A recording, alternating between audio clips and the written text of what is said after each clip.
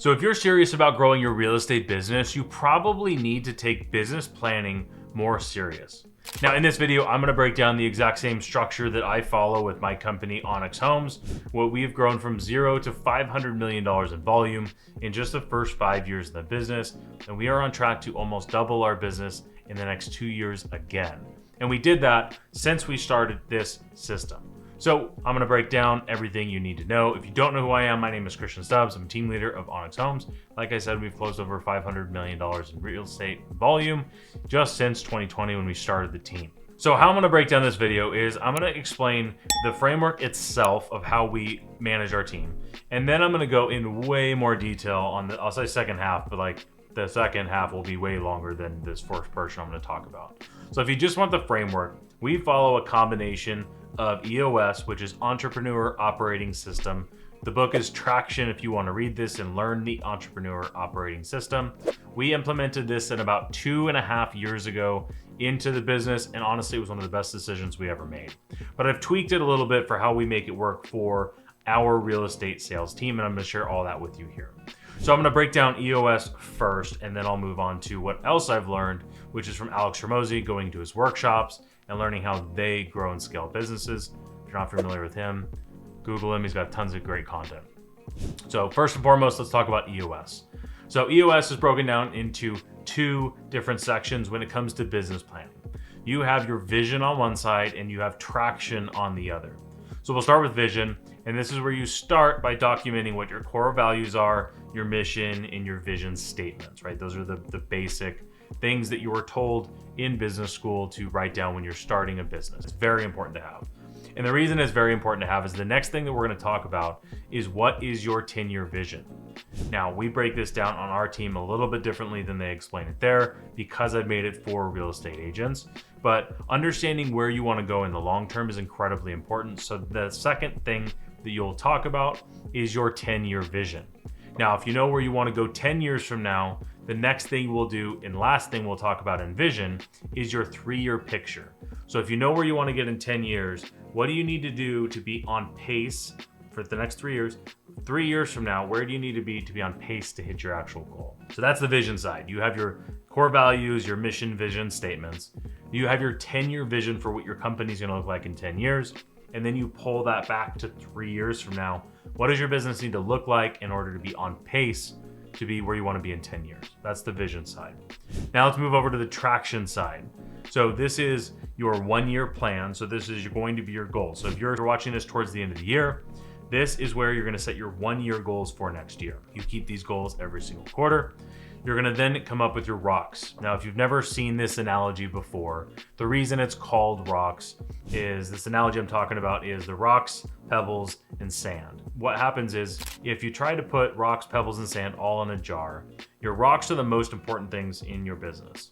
The pebbles are all the little things that, like tasks, think of it like that take up time. They're not the most important. So you've got your rocks that are this big, your pebbles that are this big, and then sand is everything else. Think of this being your emails and your phone calls and getting stuck in the water cooler talking about whatever. And the point of this is you focus on your rocks first. You put the rocks in the jar first, and then you sprinkle in the pebbles, and then you can add the sand in last. And it will all fit if you do it that way.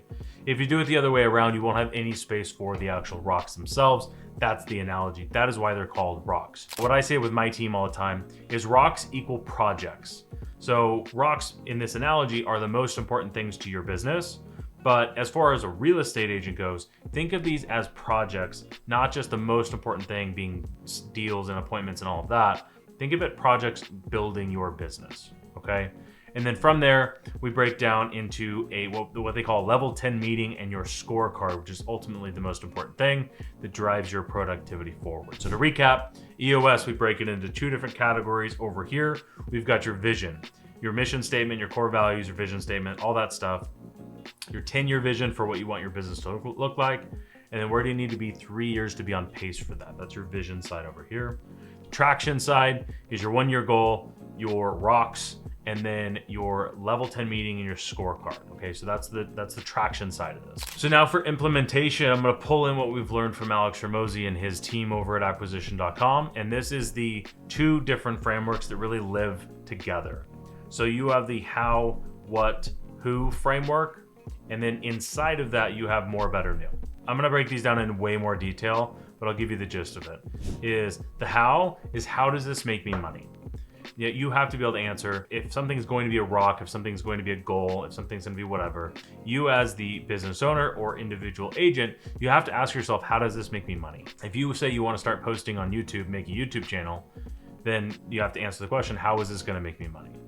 Okay, so once you've answered that, then you can move down to what do I need to do to make it happen?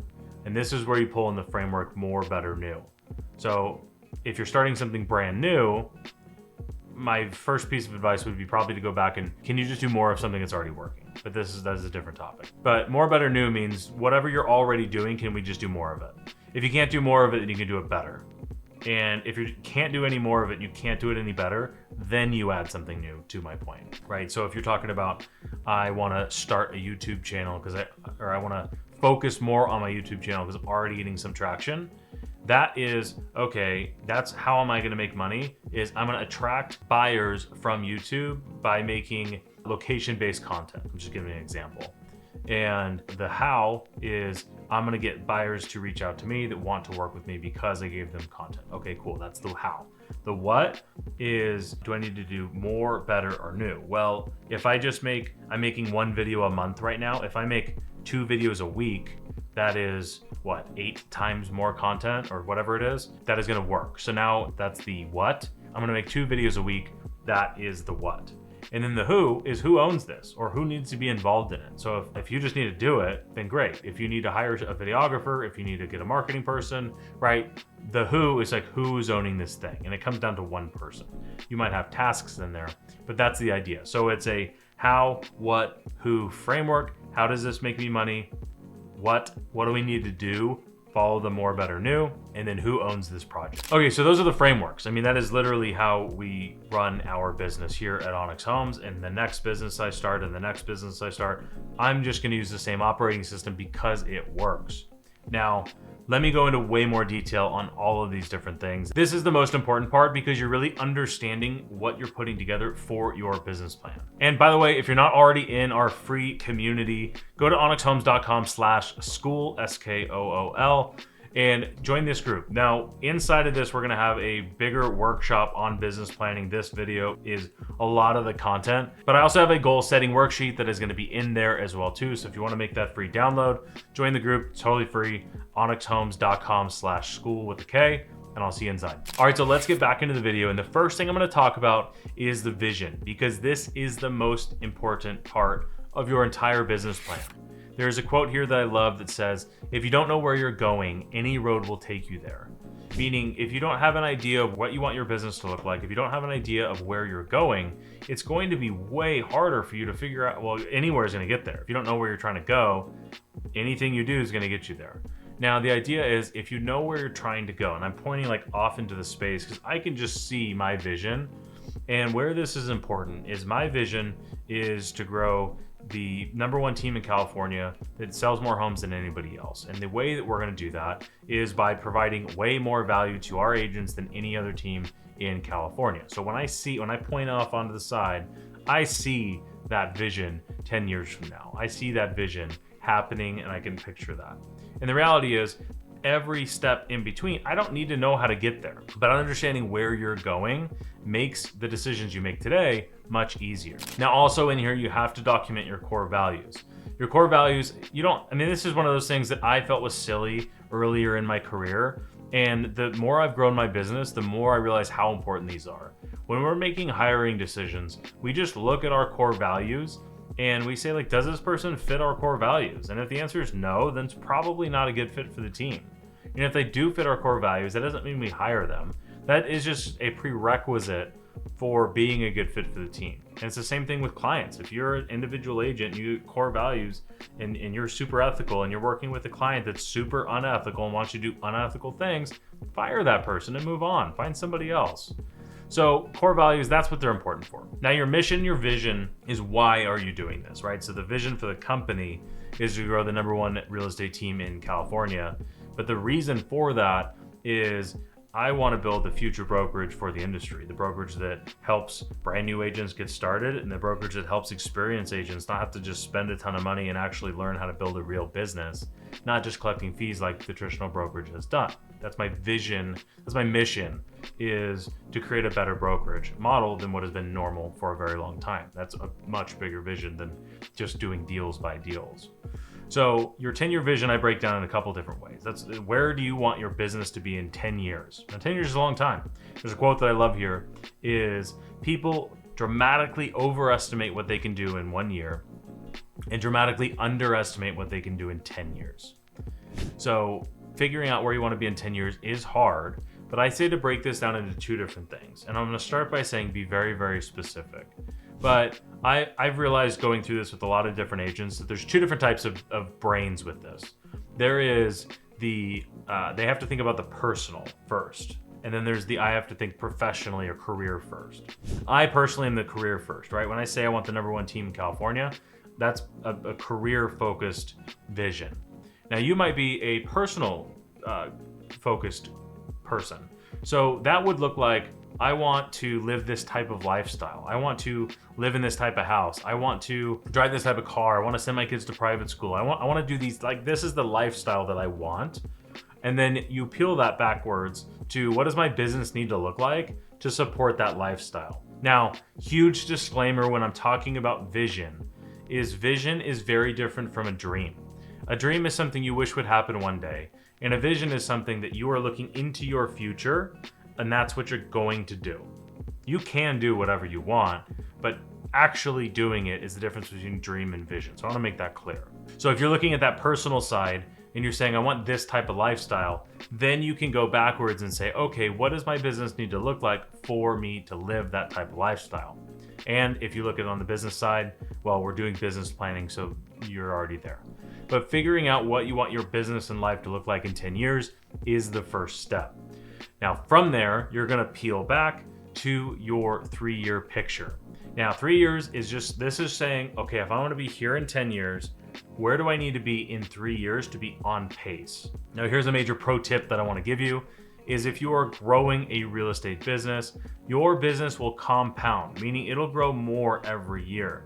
So it's not linear. So let me use round numbers and say, if I want my real estate business to make $1 million 10 years from now, 3 years from now, it doesn't have to make 300,000, right? Like, let's say you were starting from zero. If you were to say, it doesn't go 100, 200, 300, 400, right? A real estate business, like most businesses, will grow like this.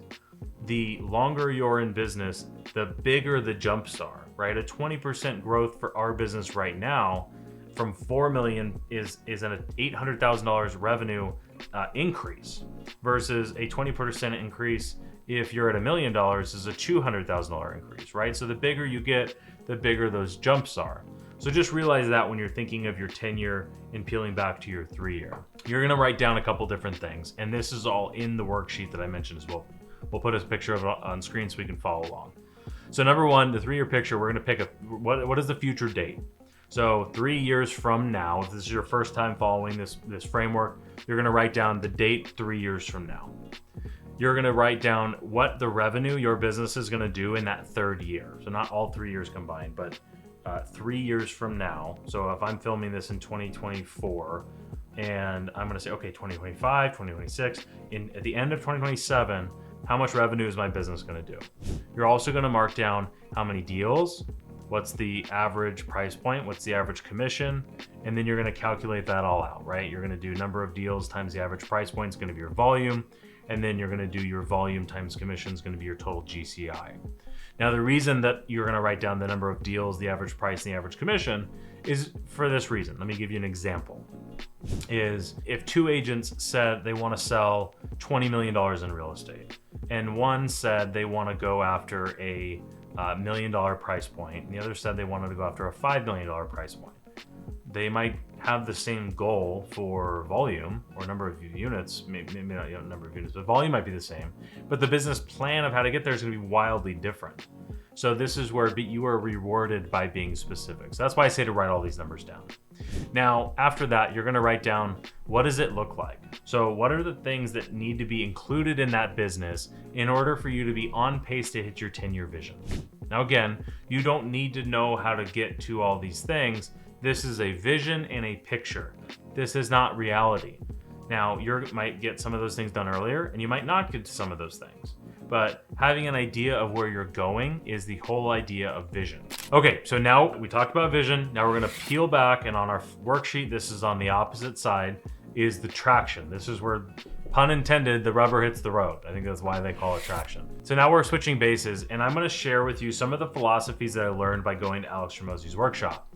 And the first thing was, the best CEOs are the best CEOs often because they have a investor mindset, which I found very interesting. But when they explained it, that every business at all levels, a solo agent all the way up to Apple or to the biggest brokerage you can think of, there is limited resources. No business has unlimited resources.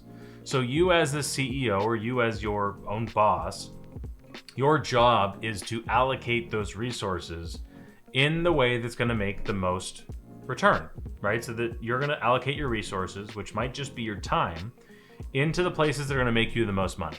That is what they have found to be the best CEOs, that they have that investor mindset because you are constantly reallocating your very limited resources. And the smaller the business, the more limited your resources are. Let me give you a quick story or example of some of my takeaways from the workshops with Alex Hormozi and his team.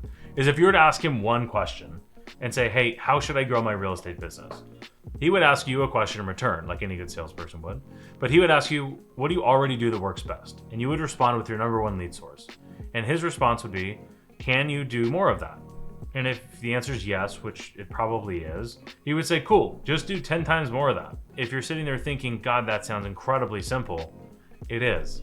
And this is the biggest unlock that I had going to these workshops, was just how easy it is to grow businesses. We just get in the way. So keep in mind when you're setting especially your 1-year goal and your rocks, keep that whole mindset in line, is if you can just do more of what's already working, do it. Okay, so now when it comes down to business planning, and we were talking about picking our goals of what we're trying to achieve in a 1 year to get to the 3 year, to get to the 10 year, here's the frameworks. It is how, what, who. So how does this make me money? What do we need to do? And then who needs to do it? But inside of the what are we gonna do to do it, like what needs to happen in order to do it, we have the more, better, new framework, which we just kind of alluded to. So I'm gonna break these down in a little bit more detail. So how does this make me money? So depending on where you're at in the business, you might be a team leader and you need to say, oh, I need to add more agents to my team. Well, how does this make me money? Because if you add agents that don't sell houses, that doesn't make you more money. So figuring out exactly what you need to do, or like understanding how this makes you money, will stop you from saying, I need to launch a website. And then you ask, how does that make me money? And if you're not driving leads to a website to opt in, to register, to go through your sales process, to close more deals, it doesn't make you more money. Most real estate agents make $0 off of their real estate websites. So understanding how does this actually make me money is going to help you filter bad ideas out and keep the good ideas. And again, I would emphasize here, do what's already working and do more of it. Okay, so that's how does this make me money is the first thing that we talk about. Second thing that we talk about is what needs to happen in order for us to accomplish this goal. And this is where we walk through the more, better, new framework. Please do not do anything new. You probably don't need to. Let's focus on what we're already doing that works. So do we just need to do more? So I'll give you my example is last 2 quarters, we have been doubling down on content. You might notice I have a better camera if you've been watching some of my older videos. We got some new lighting, all the fun stuff. But that would fall under better, if you will. But what we did first was you said, okay, instead of making 2 videos every week on Tuesdays when I film, I'm gonna start making 6 to 8 videos. So we did 3 times more content before we did anything better, right? So our rocks which we're not at rocks yet, but we just talked about doing more content because content was and is working for our business. We thought about doing something new, but then we said, let's follow our process.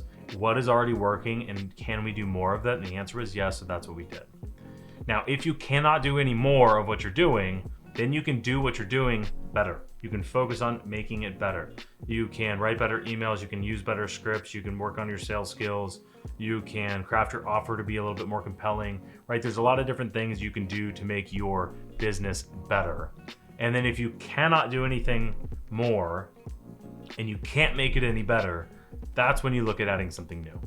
And in my experience, most real estate agents will go so quickly to adding something new because they got stuck doing what they were doing before, and they started doing that because they got stuck what they were doing before, and so on and so on. So I want you to focus on what works, because this has paid dividends for our business.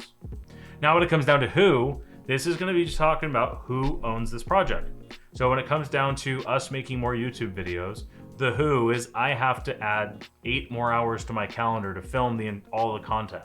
So now I block out almost my entire Tuesday because half of the day on Tuesday isn't enough time to make the amount of content. And the other part of the who is we have Carly, our marketing manager. We have a video editor, David, for watching this. Thank you for editing this video. Carly posts it, right? So we have a team of who's around this, but the who's that are involved are me, my marketing manager, and my editor, all coming together. We all have to pull our weight to make this goal happen.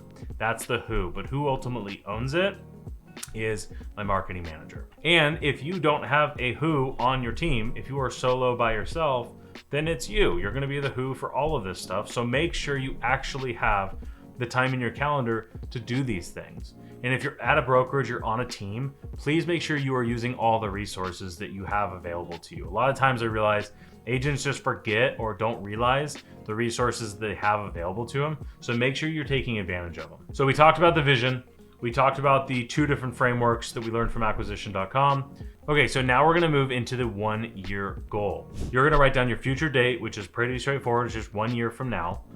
Now you're gonna write down your revenue. So the number of deals, same as last time, number of deals, average price point, average commission. You're gonna figure that out. You're gonna go number of deals times your average price is gonna give you your volume.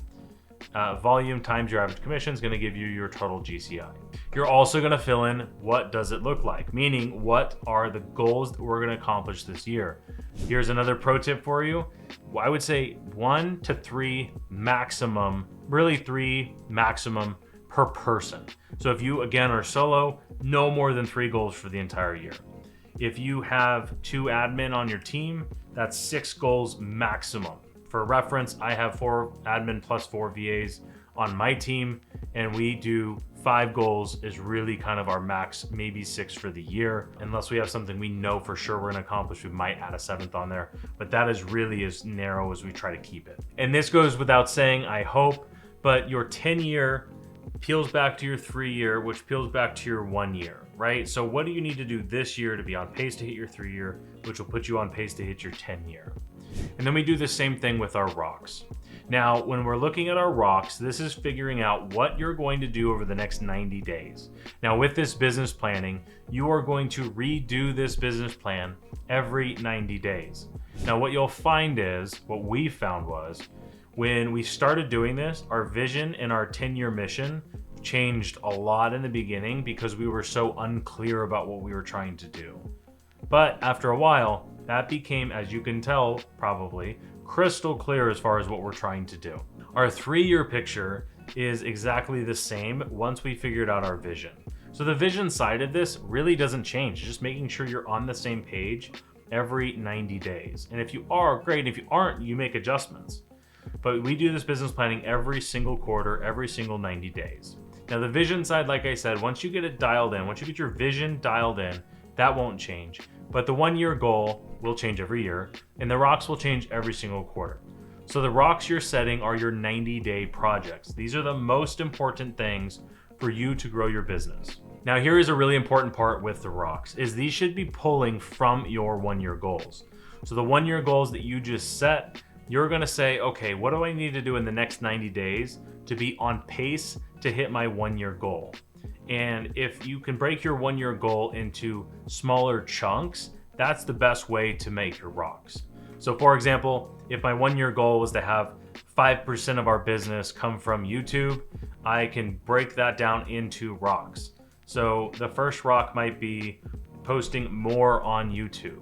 And then from there, the second rock would build upon this rock and you're just stacking and stacking and stacking until you get to your goal. Now, one thing you have to make sure you're doing with your rocks as well is making sure they're SMART goals. What do I mean by SMART? I'll put this image up on the screen, but it is specific, measurable, attainable, relevant, and timely, right? You have to be able to very clearly identify whether you've accomplished the rock or not. Getting better at sales is not a rock. Selling more houses is not a rock. And I would say with your rocks specifically, they should be projects building you towards your goal, not necessarily, I want to do this many open houses. Don't make a rock of I want to sell this many houses. We already did that earlier with our revenue targets and all of that. This is going to be the projects that you need to accomplish in order to be on pace to hit your 1-year goals. All right, now that we have our rocks figured out, we are moving on to where this really gets important. So with our team, I meet for our what we call our L10 or level 10 meeting every single Friday for an hour and a half with my leadership team. And we go over our scorecard. Now this scorecard is like the Bible along with the business plan for our company. The important thing here is we break our scorecard into 2 different sections. Section number 1 is all the basics that you need to know for your real estate business. If you are a producing agent right now, I talk about the 5 most important numbers in your business. It is the number of leads you generate, the number of conversations, the number of appointments, the number of consultations, and the number of contracts. Those are the 5 most important numbers to a producing salesperson's business. So you need to have all of those things listed out on your scorecard and track them every single week. The second part of this is you take your rock and you ask yourself, what do I need to do every single week in order to make sure that I actually achieve this rock? And you add those items to your scorecard as well too. So I'll keep using my YouTube example because we're here on YouTube, and I need to film 2 videos every week. But in order for that to happen, I have to write 2 scripts every single week. Then we have to have 2 videos edited every single week, right? So all of these things, and you can get more or less specific, it really depends on you and your team, is all of these things go on here so that we can see every single week. Now, if something constantly isn't happening, we see that very quickly on our scorecard, and we're not waiting for the end of the year to realize, oh shoot, we're way behind on YouTube, and what's the cause? I don't know. We would be able to see, hey, why didn't we write 2 scripts this week? Why didn't we film 2 videos this week? Well, if we didn't write the scripts, we probably couldn't have filmed, right? So it's very easy and clear to be able to identify where problems come up. So in these meetings, we go through the scorecard, we identify the problems that we're solving in the business, and we are constantly holding each other accountable. And if it's just you need to have an accountability partner, or you need to hold yourself accountable. So you're holding yourself accountable to doing everything you need to do every single week, which is going to get you to your rocks. And if you accomplish your rocks every single quarter and you're stacking quarter after quarter after quarter, you're going to hit your 1-year goals, and you're going to get to your 3, and you're going to get to your 10-year goals. I'm going to bring back the quote that I said earlier, is most people dramatically overestimate what they can do in 1 year and underestimate what they can do in a decade. And I say that because if you're brand new to business planning, this is so important. Do not make crazy goals. You should hit your goals every single year, every single quarter, and that will see way better business growth than setting an unrealistic, unattainable goal because we wanted to shoot for the stars, and maybe whatever the thing is, shoot for the stars, you might hit the moon. I don't agree with that philosophy at all. If you're gonna set a goal, you should hit it, and you should hit it every single week, every quarter, and every year. And if you want a quick bonus of what we cover in that 90-minute meeting, here is the agenda. Our greeting time, so we say, hey, what's up, for 5 minutes. We go over the scorecard for 5 minutes. We ask, is there any drama going on right now, for 5 minutes. We review the rocks, asking, are we on pace to hit our goals, for 5 minutes. And then we spend an hour identifying and solving the problems that are in our business. We do 5 minutes to go over our to-dos and 5 minutes to conclude. And if you're asking, how in the world do you meet for an hour and a half every single week? Don't you run out of stuff to talk about? No way. We go over way more often than we have nothing to talk about. So like I said in the beginning of this video, you are probably going to want to save this and come back to it maybe every single quarter. This is something I do with my team every quarter, both our real estate agents, but also as a leadership team. And I take it so serious that we go off-site with our leadership team every single quarter to do this. And every annual, it turns into a 2-day event as well too. I do this with our real estate agents every quarter in our 2-hour meeting, which isn't enough time either. This video is not enough time. So if you want to save this, pause, come back to it later, you absolutely can. But if you like this video, you're probably serious about growing your real estate business. And I made another video for you that I think you're gonna like. I talked about how to go from $100,000 to $500,000 as a real estate agent, or how you can double your business from wherever you're at. Go ahead and watch this video, like and subscribe, and I'll see you in the next one.